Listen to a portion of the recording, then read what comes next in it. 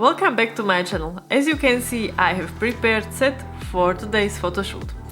In this video I want to compare taking photos with my camera and with my old iPhone. I have decided to cover this topic because many of you asked me on Instagram what gear do I use. The question also was if I am using iPhone to take my photos. I will compare 4 parameters while taking photos with iPhone and camera and give them points from 1 to 3. 3 will be the best result. First of all, let's prepare gear into its positions. Here I have camera on my tripod, but unfortunately I don't have tripod for iPhone, so I had to use additional gear. When preparing your camera, don't forget to check if your card is not full, and also don't forget to check battery. However, you can check these 2 parameters also on your iPhone, but I think it's unlikely to have a full storage. However, it can happen. I am just trying to say, when you are using your camera, you have to check these 2 parameters always. Battery on your camera goes away more quickly than on the iPhone. That's why setting up your iPhone is much faster than setting up a camera.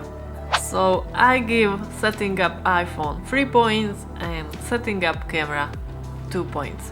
For example, when you are outside, it's much easier to stand your iPhone anywhere. On the other hand, when you are taking your camera, you have to carry your tripod. Of course, when you are planning your photo shoot, it's better to carry the camera and tripod, but when there are situations you have to be quicker, iPhone is a great solution. But there is one more thing I didn't mention when setting up your camera. You have to choose the proper lens. Sometimes it's really uncomfortable and inconvenient to take a lot of gear with you. I mean, when you are going to take some self-portrait photo shoot, for example in nature or outside, and you are alone, it's much convenient to take just iPhone. Shooting with iPhone is very easy. You can use portrait mode or influence exposure, use autofocus or any other features. Your iPhone has all parameters you need to make good looking photos. If you are interested more in depth about this topic, check out this video. When you are taking photos with camera, you have to set a bunch of parameters.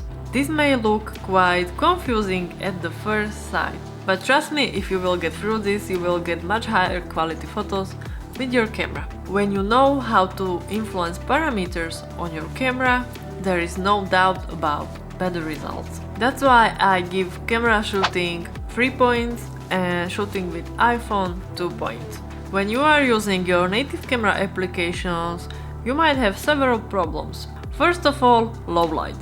Make sure when you are taking photos with your iPhone with no additional lights that there is a lot of light in room or outside. That is because your iPhone or any other smartphone has a smaller sensor than your camera. When you are using your native camera application, it's likely that you can't take photos into RAW format. However, there are third-party applications.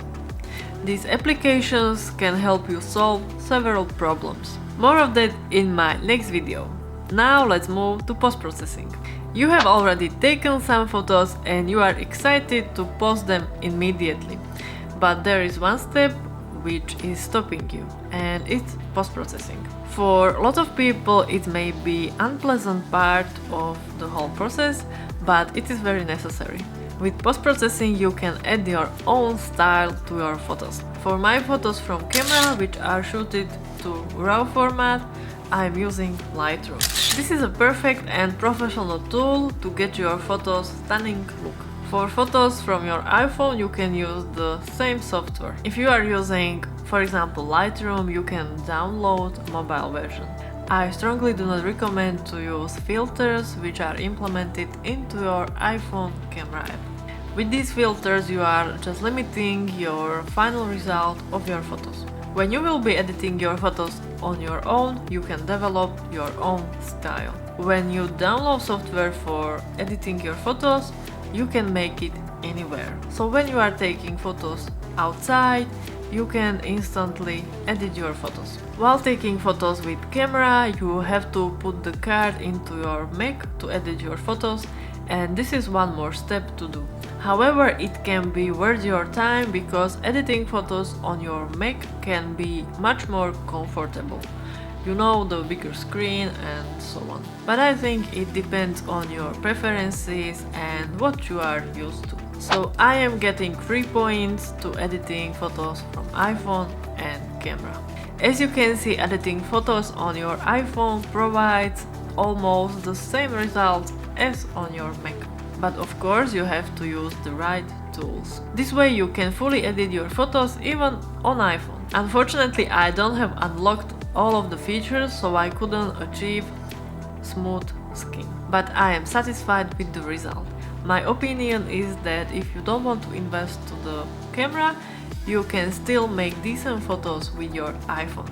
Now let's take a look at the overall results again. Photo from camera is definitely a higher quality. There is no doubt. I used no additional lights during this photo shoot, so I think this might cause the worst result from the iPhone. That's why I like the result from the camera more, and I give this 3 points. Overall result from iPhone gets 2 points. Now to your question, do I use camera or iPhone to make my Instagram photos? I use camera for my main posts, but I use also iPhone, especially for my stories. As you can see, you can get good looking photos even from your iPhone. Now it's up to your expectations and if you are willing to invest money to the camera. iPhones get better every year, so let's see what will bring us new generation. Now let me know down in the comments, what do you prefer, camera or iPhone? For now, I hope you'll have a great day and see you in the next video.